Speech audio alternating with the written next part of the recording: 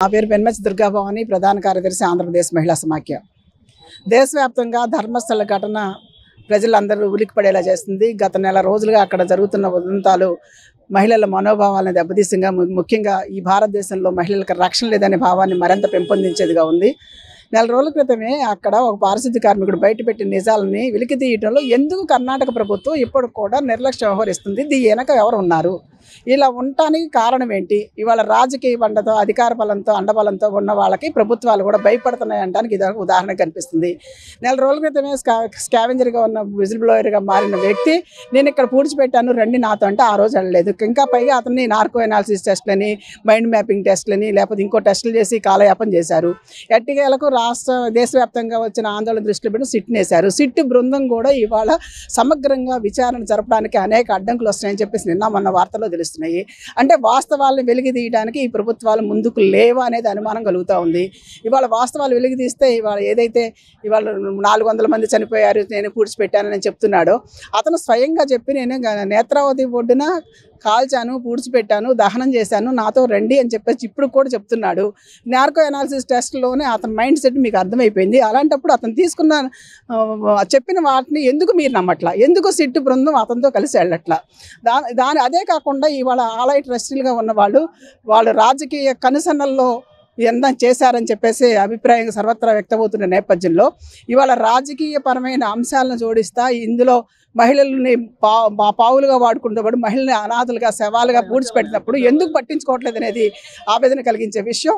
ఇప్పుడు కూడా ఆ సౌజన్య భట్ విషయంలో సాక్ష్యాలని పూర్తిగా రూపుమాపు చేశారు. ప్రాథమిక దర్యాప్తులోనే ఆవిడకి సంబంధించిన శాంపిల్స్ కలెక్షన్లో కూడా న్యాయం జరిగిందని చెప్పేసి గతంలో కోర్టు చెప్పింది. ఇప్పుడు ఫోరెన్సిక్ నిపుణులను తీసుకెళ్ళి అక్కడ ఆ సాక్ష్యాలను రక్షణ కల్పించే పరిస్థితుల్లో ప్రభుత్వాలు చేయాలని మేము డిమాండ్ చేస్తూ ఉన్నాం. దాంతోపాటు గతంలో మిస్సింగ్ గర్ల్స్కి ఎవరైతే నమోదైన కేసులు ఉన్నాయో ఆ పేరెంట్స్ ఇవాళ ఆల్రెడీ మళ్ళీ కంప్లైంట్ ఇస్తున్నారు. ఇప్పటికే 350 మందికి పైగా మా పిల్లలు కనిపించకుండా పోతే గతంలో మేము కంప్లైంట్ ఇచ్చాము, ఇప్పటి వరకు దాని మీద ఎలాంటి చర్య తీసుకోలేదని వచ్చారు. వాళ్ళందరినీ వాళ్ళ కేసులు కూడా తీసుకొని వాళ్ళకి భద్రత కల్పించడంతో పాటు వాళ్ళ పిల్లలు ఏమైపోయారని కూడా నీకు తెలిసే విధంగా అధికార యంత్రాంగం చేయాలని కోరుతా ఉన్నాం. ఇవాళ ఆ కుటుంబాలకు భద్రత కల్పించాలి. అలాగే న్యాయపరమైన అంశాల్లో ఏవైనా చట్టపరమైన అంశాలు చట్టానికి లొసుగుల్లోనే ఆధారాలు చేసుకొని తప్పించుకోవడానికి కాకుండా దోషులు కఠినంగా శిక్ష పడేటట్టు ఇది సిట్టు బృందం పనిచేయాలని, లేని పక్షంలో ప్రజాభిప్రాయం మేరకు ఈ దేశంలో మానవతా విలువలకి తిలోదకాలు ఇచ్చే పరిస్థితిలో కనుక ఈ దర్యాప్తు బృందం కనుక చేస్తే, దోషులకు శిక్ష పడకుండా ఉంటే మాత్రం పర్యవసానం ఇంకో రకంగా ఉంటుందని ఈ ప్రభుత్వం అవాసు ఏదైతే కేంద్రంలో ఉన్న బీజేపీ ప్రభుత్వం హిందూ మతం హిందూగా పూజించాలని చెప్తున్నారో ఆ హిందుత్వానికి మచ్చ తెచ్చే పరిస్థితుల్లో ఇవాళ మంజునాథ్ దేవాలయం ట్రస్ట్ ఉందనే విషయాన్ని దృష్టిలో పెట్టుకుని తక్షణం న్యాయ విచారణ చేయాలని చెప్పేసి కోరుతా ఉన్నాం. లేని పక్షంలో పెద్ద ఉద్యమానికి సమాయత్తం అవుతా ఉంటాం. ఝాన్సీ రాణి ఐద్వా. గత 20 సంవత్సరాలుగా అక్కడ మహిళలు మిస్సింగ్ అవుతూ మహిళలపై ఇన్ని అకృత్యాలు జరుగుతున్నాయని ఒక అతను విట్నెస్ తనే వచ్చి నేను ఇన్ని పూడ్చిపెట్టాను, పాతిపెట్టాను, తగలబెట్టానని అతను చెప్తున్నా కూడా ప్రభుత్వం స్పందించకుండా గత 20 సంవత్సరాలుగా సంవత్సరానికి 300 మంది చొప్పున కూడా మహిళలు అక్కడ మిస్ అవుతున్నారని, పోలీస్ స్టేషన్లో దక్షిణ కర్ణాటకలో మిస్ అవుతున్నారని చెప్పి వార్తలు వస్తున్నా కూడా దాని మీద ఇన్ని సంవత్సరాలుగా పోలీసులు ఏం చేస్తున్నారనేసి మేము ప్రశ్నిస్తూ ఉన్నాం. హడావుడిగా డెడ్ బాడీస్ని పోస్ట్ మార్టం చేయటం, వాళ్ళని వెంటనే వాళ్ళు ఎవరో తెలియని వ్యక్తులు అని చెప్పేసి వాళ్ళని తగలబెట్టేయడం, సాక్ష్యాలను తారుమారు చేసే విధంగా అక్కడ పోలీసు వ్యవస్థ ఉంది. దీన్ని మేము తీవ్రంగా ఖండిస్తూ ఉన్నాం. ఇప్పటికైనా సరే ఆలయ ట్రస్టుని వాళ్ళందరినీ కూడా ప్రశ్నించి ఈ నేరాలకు బాధితులు ఎవరున్నారో వాళ్ళని కఠినంగా శిక్షించాలనేసి, సిట్టి కూడా న్యాయపరంగా అక్కడ పనిచేయాలనేసి డిమాండ్ చేస్తూ ఉన్నాము. అక్కడ చూస్తే కనుక ఈ ఆలయ ధర్మకర్తలకి అక్కడున్న ఏ ప్రభుత్వం అధికారంలోకి వచ్చినా వాళ్ళు సపోర్ట్గా ఉండి ఈ నేరాలన్నింటినీ అణిచిపెడుతున్నారు. 20 సంవత్సరాలుగా నేరాలు జరుగుతున్నా కూడా ప్రభుత్వాలు అక్కడ స్పందించట్లేదంటే అక్కడ ఏ విధంగా పెత్తందారుల ఇది జరుగుతుందో మనం ఇది చేయొచ్చు. ఇప్పటికైనా సరే న్యాయాన్ని వెలికి తీసి అక్కడ బాధిత కుటుంబాలకి న్యాయం చేయాలనేసి మహిళా సంఘాల ఐక్యవేదిక తరఫున డిమాండ్ చేస్తా ఉన్నాం. భవాని POW.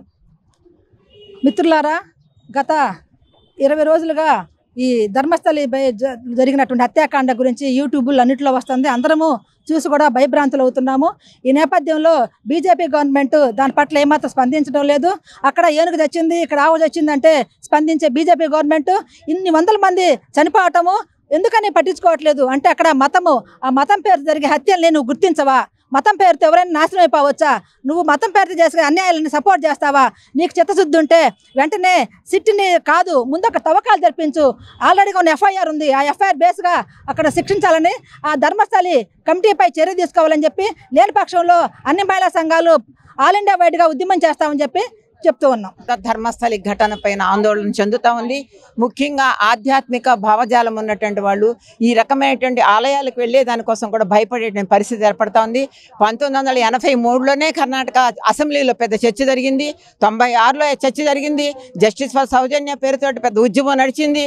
ఏదో సిబిఐ ఎంక్వైరీ అన్నారు, ఒక అనామకుని తీసుకెళ్ళి ఇక్కడ ఏ రకంగా అయితే ఆయేషా మేరా కేసులో ఒక అతన్ని బలిపెట్టారు, సత్యాన్ని అక్కడ కూడా ఆ రకంగా ఒక అతన్ని పెట్టి అతను బలిపెట్టారు. అలా ఆ రకంగా మొత్తం కేసులన్నీ కూడా నీరు గారుస్తూ ఉన్నారు. డీ గ్యాంగ్ పేరుతోటి మొత్తం అక్కడ అరాచకాలను సృష్టిస్తూ ఉన్నారు. కేసులు పెడతానికి వాళ్ళని బెదిరిస్తున్నారు, చంపేస్తున్నారు, ఇళ్ళు కాల్చేస్తున్నారు. రకరకాల విచారణలో రకరకాల సంఘటనలన్నీ కూడా ఈ రోజున అనేక మంది యూట్యూబ్ ఛానల్స్ ద్వారా కొంతమంది బయటికి తీసుకొస్తూ ఉన్నారు, జర్నలిస్టులు బయటికి తీసుకొస్తున్నారు. వీటన్నిటినీ కూడాను నిరోధించేటువంటి ఈ ప్రసారాలన్నిటి కూడా నిలిపేసే పద్ధతుల్లో ఈ రోజున లోకల్ కోర్టు నుంచి గ్యాంగ్ ఆర్డర్ ఒక ఆర్డర్ తీసుకొస్తా ఉన్నారు, గ్యాగ్ ఆర్డర్. ఆ గ్యాగ్ ఆర్డర్ మీద కూడా ఇప్పుడు సుప్రీంకోర్టు వెళ్ళడం జరిగింది. ఛానల్స్ వాళ్ళందరూ కూడా మొత్తం అన్నీ కూడా వెలుగులోకి వస్తున్నాయి. బీజేపీ వాళ్ళు ఇంకేముంది, హిందూ ధర్మం మీద కుట్ర జరుగుతుందని చెప్తా ఉన్నారు. ఇది హిందూ ధర్మమో మతమో ప్రాతిపదిక కాదు. ఇక్కడ మానవత్వం అనేది ఇక్కడ ప్రధానమైనది, మనుషుల యొక్క ప్రాణం అనేది ప్రధానమైనటువంటిది, మహిళల యొక్క భద్రత అనేది ప్రామాణికంగా ఉండాలి. కానీ ఇక్కడ మతము దేవుడు ఇవన్నీ కాదు. నిజంగానే ఇది ఒక సెన్సిటివ్, ఇది ఒక ఆధ్యాత్మిక ప్రాంతము. దాదాపుగా సంవత్సరానికి 1 కోటి మంది పైగా సందర్శించేటువంటి ప్రాంతము. ఆ ప్రాంతాన్ని జాగ్రత్తగా ఉంచుకోవాల్సిన అవసరం ఉంది, బాధ్యత ఉంది. ఎవరి మనోభావాలు దెబ్బతినకుండా ప్రమాదంలో పడకుండా ఉండాలంటే నిష్పక్షపాతంగా మీరందరూ కూడా ఆ సిట్టు చేసినటువంటి వాడు చేసినటువంటి ఆ విచారణని పోలీసు వాళ్ళు సహకరించాలి.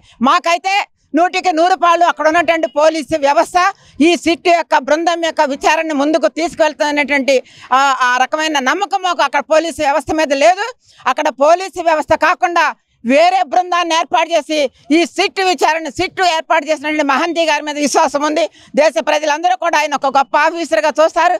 కాబట్టి ఆ విచారణని న్యాయబద్ధంగా నిజాయితీగా జరగాలంటే అక్కడ పోలీస్ వ్యవస్థను పక్కన పెట్టి వేరే వాళ్ళ ద్వారా విచారణ చేయించాలని కూడా మేమందరం డిమాండ్ చేస్తూ ఉన్నాం. నా పేరు పద్మ, ప్రగతిశీల మహిళా సంఘం ఐక్య మహిళా సంఘాల వేదికగా ఈరోజు కర్ణాటకలో ధర్మస్థల్లో ఏ అకృత్యాలు అయితే జరుగుతున్నాయో ఆధ్యాత్మిక మాట మన భారతదేశంలో కొత్త కాదు. డేరా బాబాలో అప్పుడు అరెస్ట్ అయ్యాడు. ఆ డేరా బాబా 200 మహిళల్ని ఆశ్రమంలో పూడ్చింది, బయటకు వచ్చింది.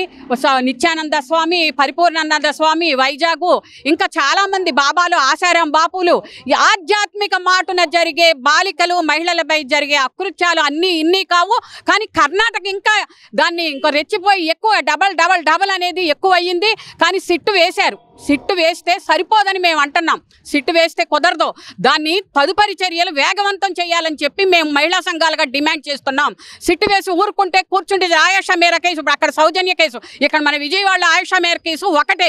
ఏమైందో అని తెలుసు. అనన్య భట్ తల్లి సుజాత భట్ వచ్చి ధర్మకర్త మండలితోనూ ఆలయ పాలక మండలితో కూడా అడిగితే మ్యాన్ హ్యాండిల్ చేసి ఆమెను కొట్టి పంపించేసేసారు. పోలీసులు ఏ కేసులు మిస్సింగ్ కేసులు ఫైల్ చేయటం లేదు. ఎందుకని? నిందితులు శక్తివంతులైతే ప్రభుత్వాలు వాళ్ళకి రక్షణ కల్పిస్తున్నాయి, మద్దతుగా ఉంటున్నాయి. మన భారతదేశంలో రిజల్ట్స్ విషయంలో ఏం జరిగిందో మన అందరికీ కూడా తెలుసు.